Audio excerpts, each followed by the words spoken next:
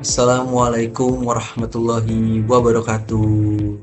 Halo semuanya, perkenalkan nama saya Effendi Dwirianto dengan NIM C2401241030. Saya dari kelompok 8. Di sini saya dari Departemen Manajemen Sumber Daya Perairan Fakultas Perikanan dan Ilmu Kelautan IPB University. Oke teman-teman, pada kesempatan hari ini saya diberikan kesempatan untuk menjelaskan apa itu tentang reproduksi dari mata kuliah biologi perikanan. Jadi sebelum itu apa sih reproduksi itu? Reproduksi adalah proses biologis makhluk hidup untuk menghasilkan individu baru dengan tujuan mempertahankan jenis atau kelestariannya. Itulah teman-teman. Nah, dari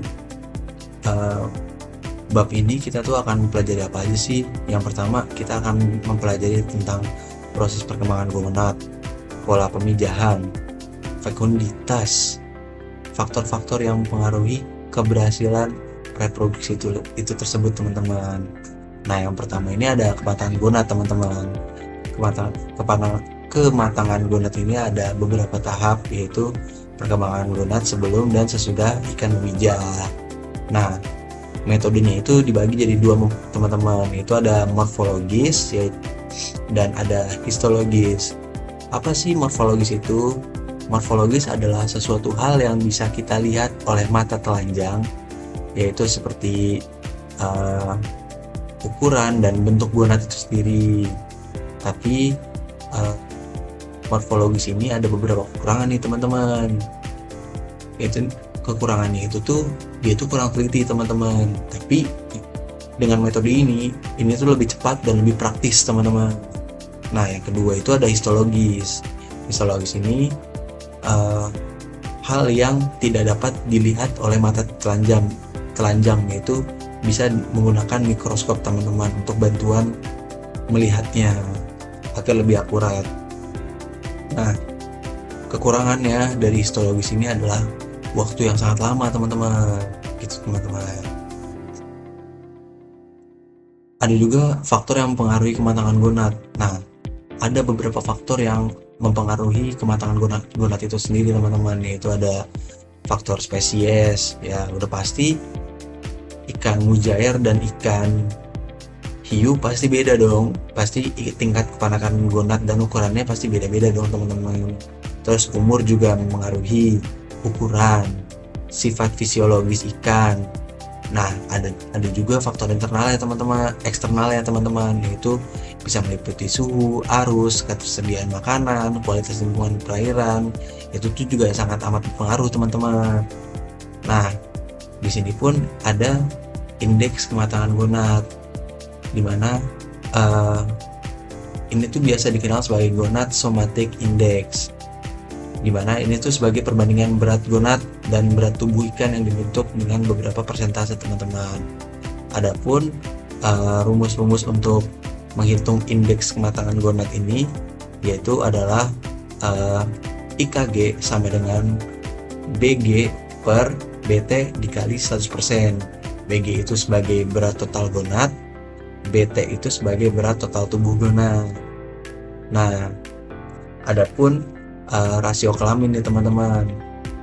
Rasio kelamin ini adalah perbandingan antara jumlah jantan dan betina di suatu populasi. Itu tuh juga penting teman-teman, untuk kita tuh bisa melihat gimana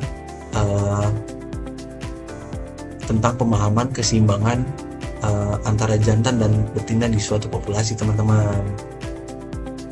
Nah ada beberapa fekunditas nih teman-teman. Nah fekunditas itu dibagi dari beberapa hal.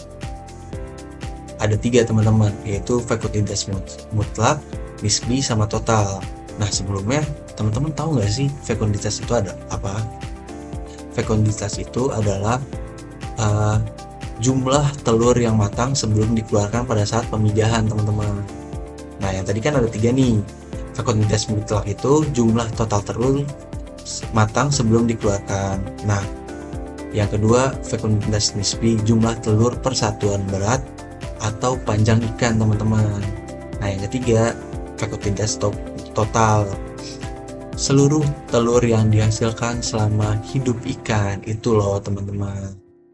Nah, sebelum itu ada diameter telur juga. Nah, diameter telur ini adalah ukuran telur sebagai acuan telur itu sudah matang atau belum, yang diukur menggunakan mikroskop teman-teman. Nah, adapun prosedur praktikum nih teman-teman, ada beberapa hal yang harus dibawa sebelum kita memulai praktikum fekundasi ini teman-teman, yaitu yang pertama ada mikroskop, yang kedua ada timbangan digital, kain lap dan tisu, kamera digital, cawan petri, kertas label dan spidol permanen, botol sampel, trash bag, formalin 10% dan alkohol teknis 96%, ikan segar bila diperlukan, opsional ini, kaca preparat, dan gelas ukur teman-teman. Nah, di sini dari analisis data ini kita tuh bisa menentukan tentang